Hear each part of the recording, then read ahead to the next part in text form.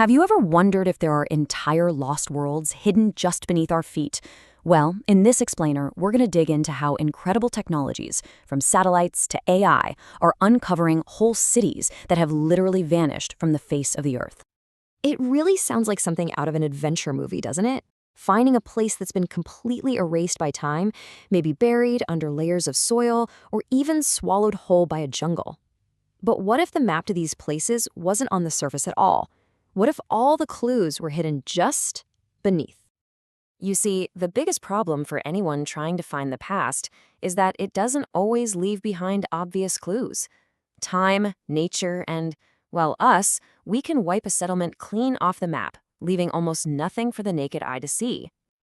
Just think about the California gold rush for a second.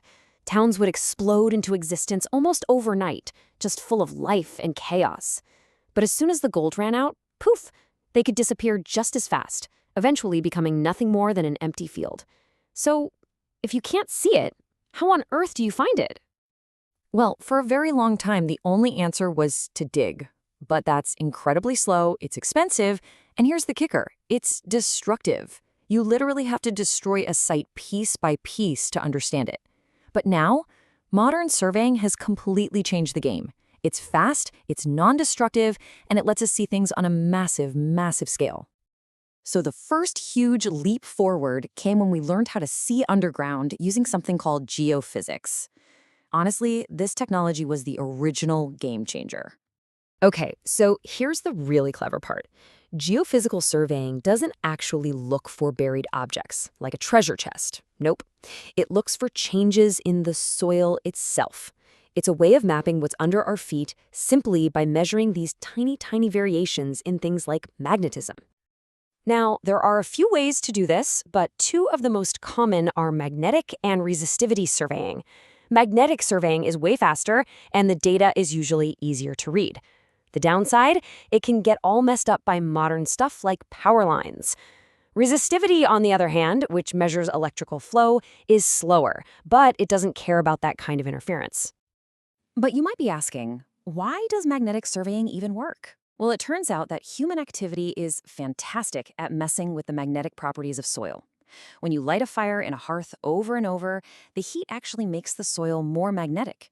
Same thing happens when you throw organic garbage into a pit. We literally leave behind a permanent magnetic footprint on the landscape. So here's the theory in action. The Earth has its own huge magnetic field, right? Well, that little fire hearth we talked about has its own tiny magnetic field. When a sensor passes over it, it reads that disturbance, that little hiccup where the two fields meet. That spike and dip you see in the reading, that's the anomaly. It's a readable signal, a little message sent from the past. And get this, when you measure thousands of these points across a grid, you're not just finding one hearth. You're building a complete map of a hidden world.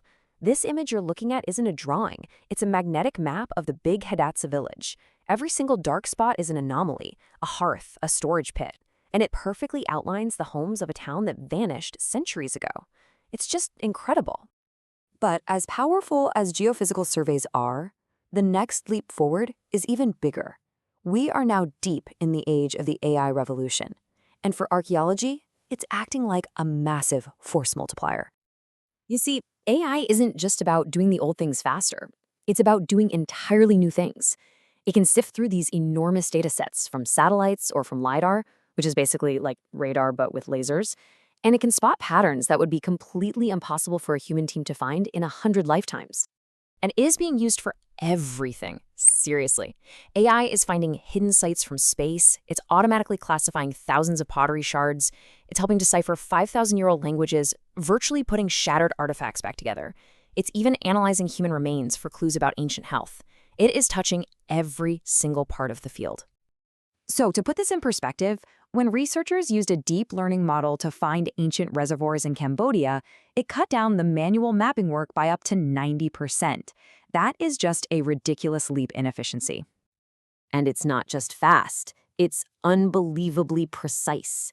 One AI model was trained on 3D scans of skulls and was able to determine the biological sex with 97% accuracy. You know what the average for an experienced human expert is? About 82%. So the AI is not only way faster, it's more accurate. And the scale of what's being found is just mind-blowing. By using AI to help crunch through LiDAR data in Guatemala, researchers found a hidden network of ancient Mayan causeways. It stretches for 177 kilometers, connecting over 400 cities and towns, and all of it was completely invisible, buried under a dense rainforest canopy. Okay, so what happens when we take all this amazing new tech and bring it back to our original challenge? How does this actually help us find those lost ghost towns from the California Gold Rush? And remember, we're talking about real places with some pretty dramatic histories. Places like Agua Fria, which burned to the ground. Belleville, which just faded away when the gold was gone. Baghdad, which was abandoned when a new highway bypassed it. And El Doradoville, completely washed off the map by a massive flood in 1862. The specific challenge here is finding what's known as a barren site. And we're not talking about a town with a few cool empty buildings still standing. We mean a site that is, for all intents and purposes, completely gone. It's reverted to pasture land with almost nothing left but faint whispers underground. So here's how the modern prospector does it. First, you scan these huge areas of land with something like LiDAR to get a super detailed 3D map. Then you unleash the AI on that data, training it to spot those subtle patterns, those magnetic footprints that hint at an old settlement. And finally, the AI points the human experts to the most promising spots, saying, hey, you should probably go look over here. What this all adds up to is a set of brand new superpowers for archaeologists. It's fundamentally changing how we can explore and how we understand our own past. And let's be super clear about this. This tech isn't replacing human experts, not at all. It's augmenting them. It's a tool that can take years of painstaking manual labor and shrink it down to just a few days of analysis. It lets us ask bigger questions and find answers on a scale we just never could before. The whole process is really collaborative. The AI does the heavy lifting, flogging thousands of possibilities from this bird's eye view. Then, the archaeologist brings their human expertise, their intuition and their judgment to the ground to figure out what the machine actually found. It's the perfect partnership of computational power and human intellect. We've truly reached a point where we can peer beneath the soil, see through dense jungle canopies, and find entire cities that we never even knew existed. It just makes you wonder, right?